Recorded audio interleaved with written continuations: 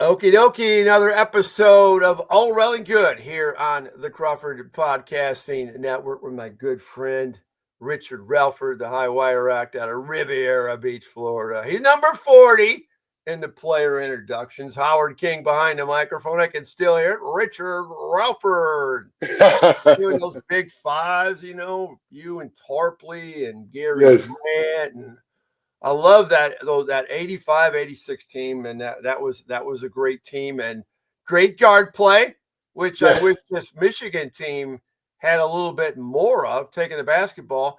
But let's Yes. talk. We're going to talk another more of a deeper topic in a second that I think our viewers here of All Rell Good will appreciate. But let's talk about that win over Penn State, a crucial win. I mean, if they had dropped that game, Rich, this season could have gone. Listen, I felt like, first of all, when I talked to you the other night, I didn't think it should have been that close because Penn State is not one of the best teams in the Big Ten. Right. And it lets you know that me now watching those games that we play to the level of our competition. Mm-hmm. And we need not do that, though, to win the Big Ten. You can't play to the level of the competition. Yeah, Penn State has some good moments, but we get one guy not turning the ball over anymore, and then another guy start to turn it over a little bit more. But I tell you all the time who I think that Donaldson is our leader. Yeah. Wolf may be our best player, but Donaldson is our leader. And I was happy that he hit those threes the other night. And we have to work on our free throws, Tom. Our free throw percentage is awful for a team. Okay. And we got to make free throws, man. I was worried about that at the end because Penn State wasn't missing free throws, and we were. Yeah. And so we have to get better on the throws. Yeah. A couple things that I wanted to ask you because and I'm looking at the stats here from the sheet from the post-game presser, and Trey Donaldson had 21 points, 7 assists, 0 turnovers. 0 turnovers. Okay. Wow. Okay. The transfer from Auburn. And Trey's had, he's had some it's been a little bit of a roller coaster ride, let's be real. But John Beeline on the Big Ten Network, I think it was, made an interesting comment that Trey Donaldson has to be the ball handler, not Danny Wolf. And I mean, Danny Wolf, we saw that catastrophe at Mackey at Purdue, throwing the ball away. He had 6 turnovers. I mean, it was crazy. And he's got the high ball dribble. He's so freaking tall, and he's trying to be something that he probably should not be. And maybe, dive down a little bit deeper, towards the hoop. But what do you think about that? Making Trey the guy that handles the rock. He's got good handles, and you got Namari Burnett, the setup guy, and the 2. You got him on the wing. Reuben Jones has improved his game dramatically. Number 15, Yes. Transfer from North Texas. What are your thoughts on that? Well, I think Trey should be the primary ball handler because that's your point guard. If you noticed the other night, I'm watching the game and they went to trap, and once they got the ball to Trey, he broke the trap. Yeah. And my thing is Wolf can handle the ball, and we love that, but no, get the ball in the guy who it's his job. It's my point guard's job to take care of the ball. Right. And we like that you can dribble Wolf, but no, let's get it up. Make your job easier. You have no idea how much easier it makes your job and how much energy you save by not trying to bring the ball up. Yeah. And so I think once we correct that, we'll be okay. Yeah. They got a really critical game on Saturday, 3:30 against Rutgers, which is, going to be a dawn. I mean, anytime you go on the road, and they beat Northwestern on the road. Yes. Without Dylan Harper, that sensational freshman, Ron Harper's son. Yes. And wow, that's a task. You got to win. You got to win these games. Well, Rutgers is a game that we must win on the road. Like I told you, when you win games on the road, it helps just in case you drop games at home. Yeah. But there's games that you're supposed to win on the road, like Rutgers, Northwestern, Penn State. These are games that To win the Big Ten, you got to win those games on the road. Yeah, and so you're still in the mindset of go win the Big Ten. So you just mentioned that as the goal. So you're not giving up on that dream. It doesn't sound. Oh no! Because we got what 3 losses in the Big Ten. 2 losses in the Big Ten. 2 losses. But but Johnny, on the back end, there's quite a few of the Quad 1 team, including playing Michigan State twice, who's playing tremendously. You got Illinois coming in here, Purdue coming in here. I'm talking about Ann Arbor. Yes. I mean, and you got to go to Indiana. Got to go to Rutgers, as I mentioned. Maryland's coming in, and got to go to East Lansing. I mean, that's going to be tough. But regardless, I'm glad you're still, and they're only 2 games behind Michigan State. It's not like they're cavern, they're in the 4 or 5 loss. So I'd be happy with the NCAA tournament getting a 4 or 5 seed. I think I'm probably, maybe a little pessimistic. Well, I call myself a realist, but I just see the guard play is going to bite them in the butt over time, and they're going to lose some games. Illinois is really good. The Big Ten's really good. Somebody said that to me this morning. Not great, but they're good. But they're good. Big Ten is good. But my thing is this time, the reason I say win the Big Ten is because those are automatic bids. Yeah. And even though they have 2 losses, we've won the Big Ten when I was at Michigan with 3 losses. Yeah. Yeah. And 15-3. Yep. Right. And so it's still possible. Yeah, I want them to win the tournament, get into the tournament. But we win the Big Ten, man. That's a notch on your belt. Because you're tough. I want to ask you one more question before I want to go into this other topic. So I was at, in the post-game presser, we're talking about the Chrysler crowd, about, it's like this, they're a wine and cheese show me crowd. I mean, they did not dial into that game until the last 3 defensive possessions. And in contrast, I'm talking to some of my fellow media guys like Tony Garcia, who's at Mackey Arena covering the game for the Detroit Free Press, and he said it was freaking loud. I mean, it's like, and I'm talking to Reuben Jones, said you couldn't in the huddle, you couldn't hear Coach talk because the Mackey Arena crowd was so loud. Okay, what was do you remember Mackey being that loud when you were there? Yes, it's always loud. It's loud. It's loud at Mackey. It's loud. It was loud at Illinois. It was loud at Iowa. The problem we have at Michigan is what we used to say when I was in school. We have movie seats. Our seats are movie. It's too comfortable because now you just sit there and you watch the game. Yeah. When you go to state, they don't have the same kind of seats we have. Well, they're hard. Well, they're chair backs, but they're hard seats. Yeah, you're right. They're hard seats, though. Comfortable. Yeah, you're right. And so I think we need to think about that because those comfortable seats is good for the fans, but not good for the students because our students is what do it.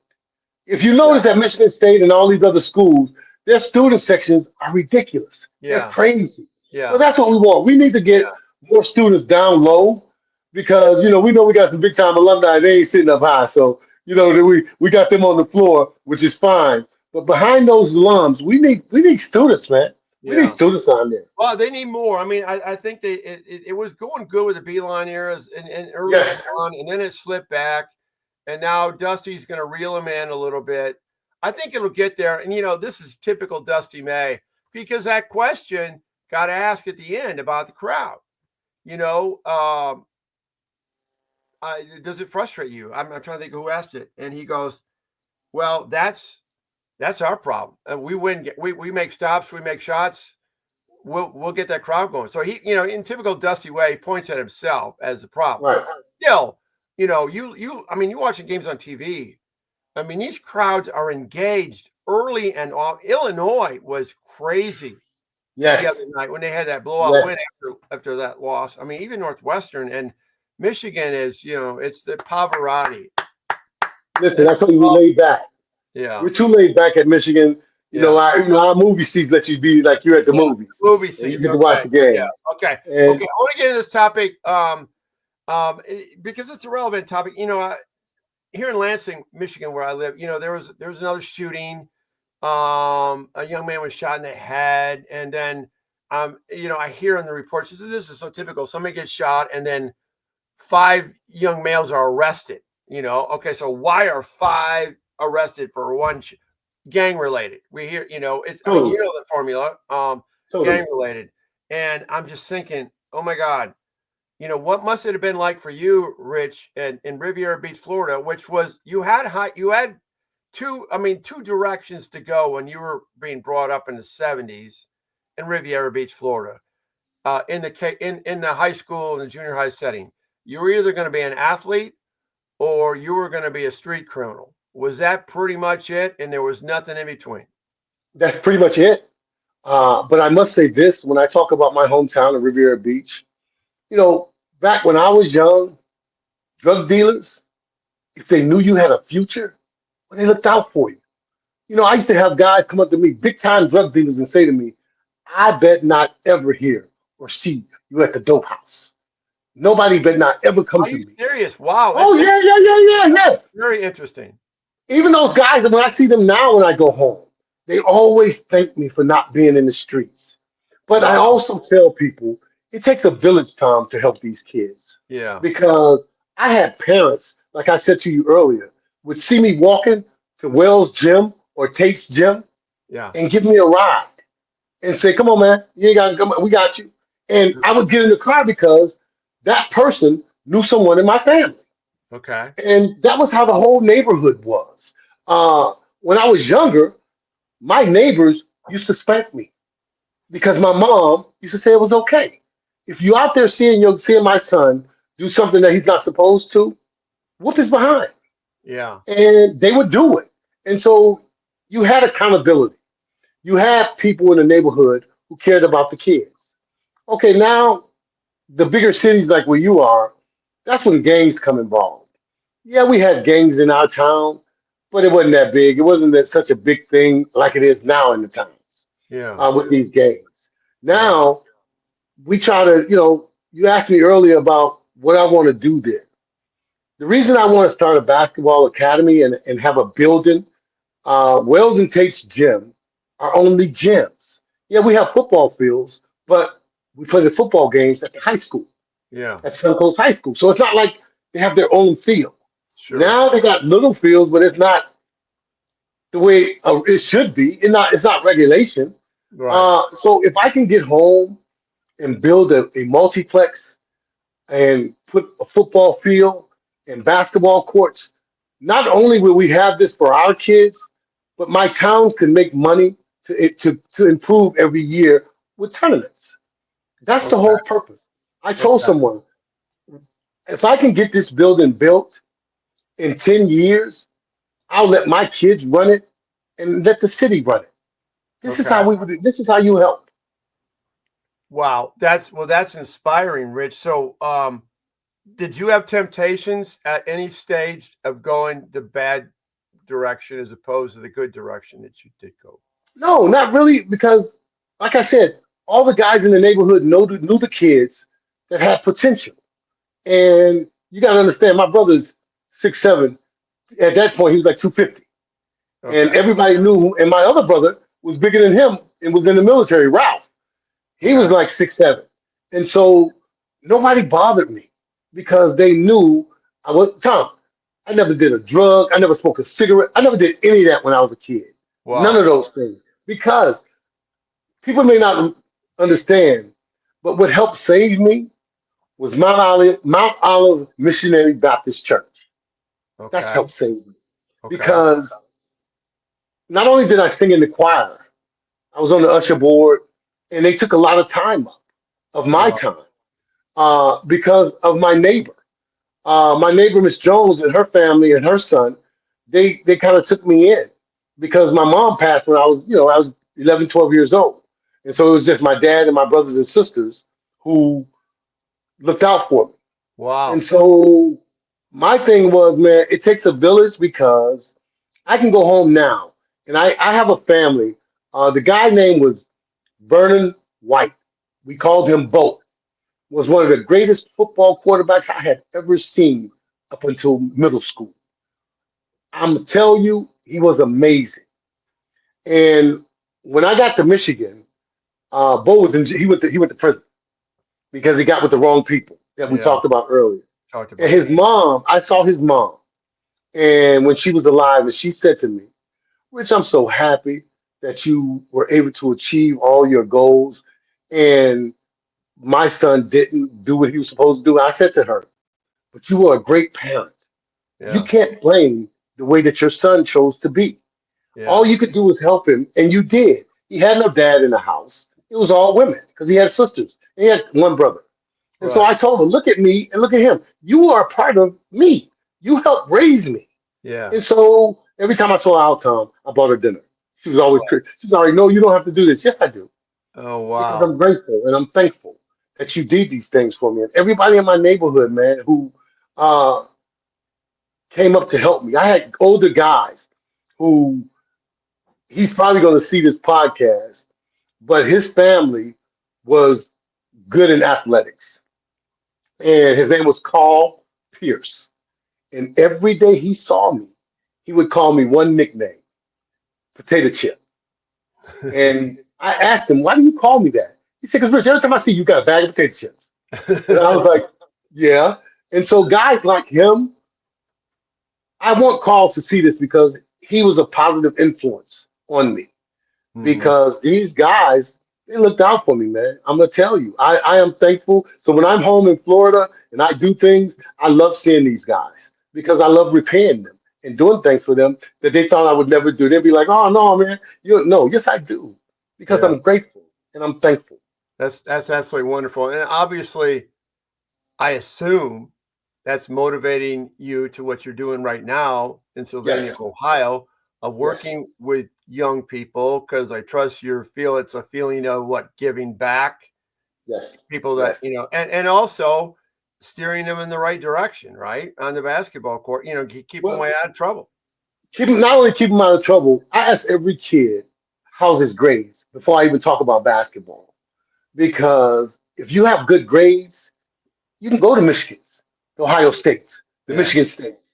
yeah, But if you don't, you go to community college. yeah, Not no knock on community college yeah, because you got to go some. I always tell kids just go to school. I don't yeah. care where you go, Just just move the go for meter. higher learning. Yeah, Yep. move the meter because you can make it better for your family. That's why your mom and your dad sacrificed everything for you to go to college. Yeah, My parents sacrificed everything. My sister changed her whole life and took care of me and my siblings, well, my nieces and nephews, and so it's hard when you're a single mother in my neighborhood. And so that's why it takes people like me to go back home. And, I don't know if you know him, but I was talking to you earlier. His name is Otis Anderson. oh, OJ Anderson, yeah, st OJ louis Anderson. st louis Well, cardinals, and he yes, played and at Miami. Where did he play at? yeah, Miami. University of Miami, and he Right. played with the Giants. Yep. And Otis's thing was always this to me when you get successful. What you do is you throw that rope back over the fence and you grab as many as you can and bring them with you. You Oh, can't nice. change everybody. He said, but Yeah, throw it over and grab as many as you can. And to yeah, this day, man, Otis, it's like I'm like a kid because he has no idea how much of a fan and a mentor he's been to me. yeah. I want to ask you one more question before we close it out. But so you were talking about a single mom. How was it for your dad as a single dad leading that Well, family? I mean, wh- how did that work? when I graduated high school, Tom, my father was 73 years old. Okay. That's it. And so he was older. And so Yeah. he was retired. But I go back to the people who my parents worked for. W.E. Sweat was his name. At this point in the 80s, I think he was like the third richest person in the world. Okay. And what he did for my parents changed my life because my brothers and my sisters told me they were raised in apartments.